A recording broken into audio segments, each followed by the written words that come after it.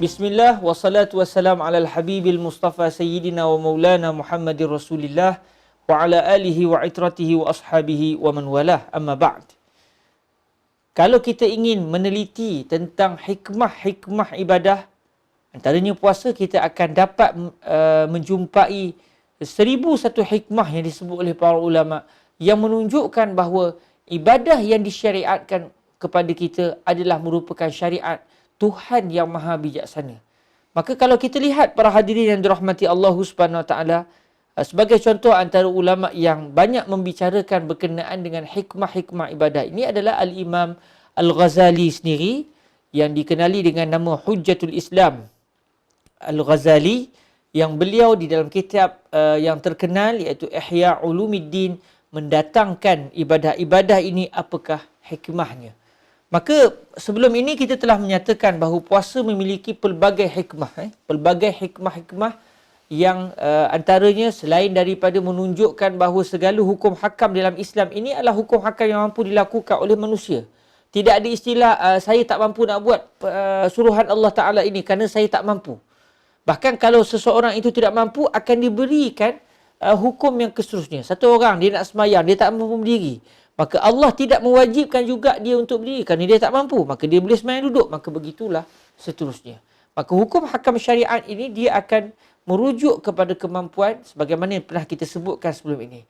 Selain itu, sebagaimana yang pernah disebutkan, puasa juga membawa kita kepada tahap ihsan, iaitu kita mampu menjadi seorang yang menyedari bahawa semua perbuatan kita adalah diperhatikan oleh Allah. Di dalam pertemuan kali ini saya ingin mendatangkan satu lagi hikmah puasa, iaitu puasa menunjukkan bahawa orang yang berpuasa sebenarnya mampu untuk meninggalkan segala perbuatan yang ditegah oleh Allah Subhanahu Wa Taala.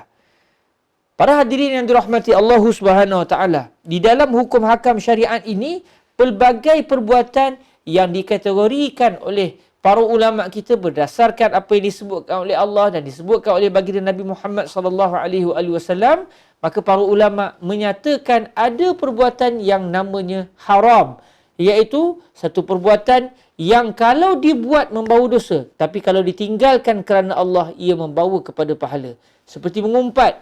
Yang orang Melayu hari ini sekarang tukar daripada mengumpat nampak buruk benar, tukar kepada membawang. Membawang jadi halal pula. Padahal tidak. Tetap ia satu perbuatan yang haram. Seperti minum arak. Seperti melakukan hubungan homoseksual. Wa'iyahzubillah min zalik yang semakin menular dalam masyarakat kita pada hari ini. Beberapa amalan-amalan, perbuatan-perbuatan yang diharamkan oleh Allah Subhanahu Wa Taala.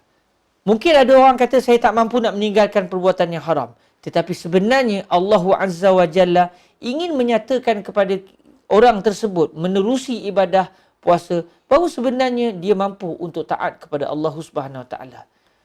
Dalam setahun rata-rata kita akan makan dan minum tidak ada sebarang waktu yang disekat. Pagi makan, petang makan, malam makan, tengah malam makan. Dah pukul sebagai contoh 11 suku, makan lagi ikan patin lagi sebagai contoh. Tengah malam makan ikan patin sebagai contoh. Maknanya mungkin dalam hidup kita ni mafish waqt la nakul. Tak ada waktu kita tak makan. Makan sedih. Sehingga dinyatakan bahawa orang Malaysia ni di antara orang yang sangat-sangat banyak yang ditimpa dengan obesiti. Lebih muatan kerana makan kuat. Para hadirin yang dirahmati Allah Subhanahu Wa Taala, makan ini maknanya ada makanan-makanan yang diharamkan untuk dimakan. Tetapi kebanyakan makanan dihalalkan untuk dimakan. Di dalam puasa, Allah mengharamkan makanan yang halal. Daripada subuh sampai maghrib. Sedangkan sebelum itu, orang yang berpuasa itu, 11 bulan yang lepas, sebelum sampai bulan Ramadan, dia adalah orang yang sentiasa makan.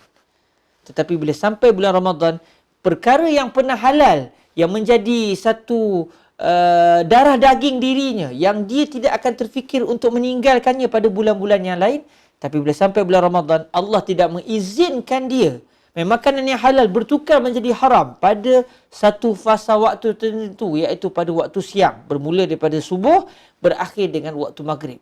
Tetapi subhanallah, kalau kita lihat, rata-rata umat Islam melakukan ibadah puasa.